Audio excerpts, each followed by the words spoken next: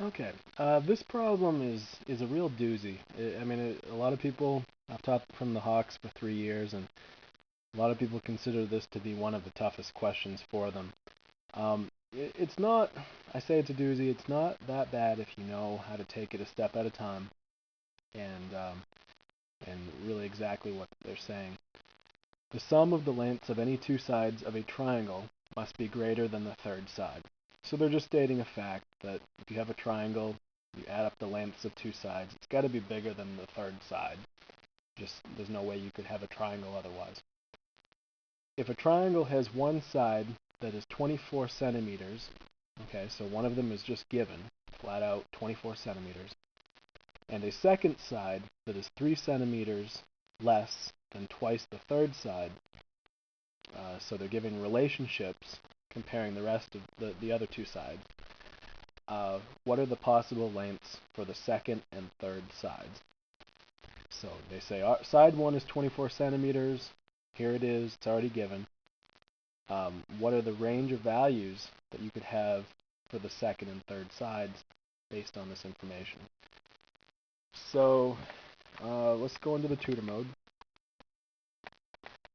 and let's see how they try to break this down. Okay, so the first side, 24. Okay, the second side, that is 3 centimeters less than twice the third side. So what they're going for here is if the third side is x, the second side is 3 centimeters less than twice that value. So that is saying twice of x, twice the third side, and 3 less, take away 3. Okay. I think this is what makes sense for defining the three sides. Okay, and we really want it to be in terms of one variable, x in this case. Okay, we've entered it correct. And then what you're going to say, based on that very first sentence of the problem, the sum of two sides must be greater than the third. So for x being the third side, 24 plus 2x minus 3, oops, I guess I want that over there, 24 plus 2x take away 3 would be the first inequality. 24 plus x would be the second inequality, and 2x minus 3 plus x is greater than 24 would be the third inequality.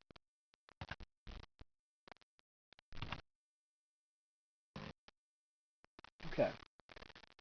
Now they're saying you have three inequalities to solve, and they're all and, linked by the word and. So in the first case, okay, so they're just asking us to solve each one down.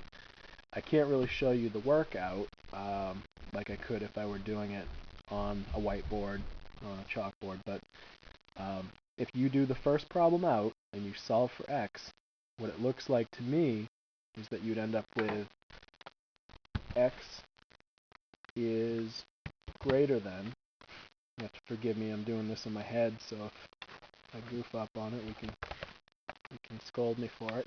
X is greater than negative 21 should be the first value. Second value, looks like you should end up with 27 is greater than x. And third case, 3x, and then over on the other side, so it looks like we'd end up with x is greater than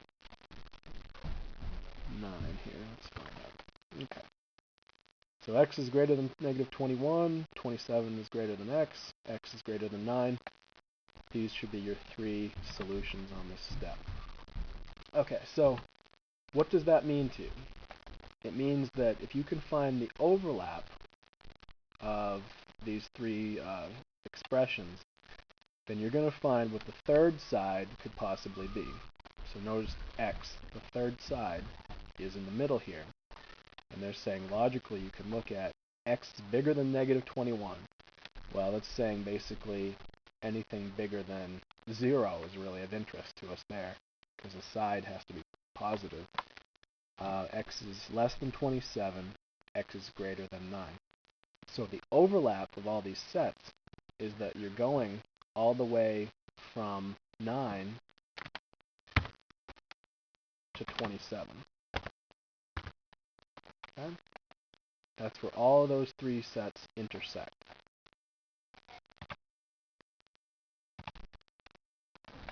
And then, if that's true, they do the work for you right here, then 2x minus 3 would be pinned between 2 times 9 minus 3, which is 15, and on the top side, 2 times 27 is 54, minus 3 would be 51. So that second side should be between 15 and 51. Okay. Kind of a strange problem.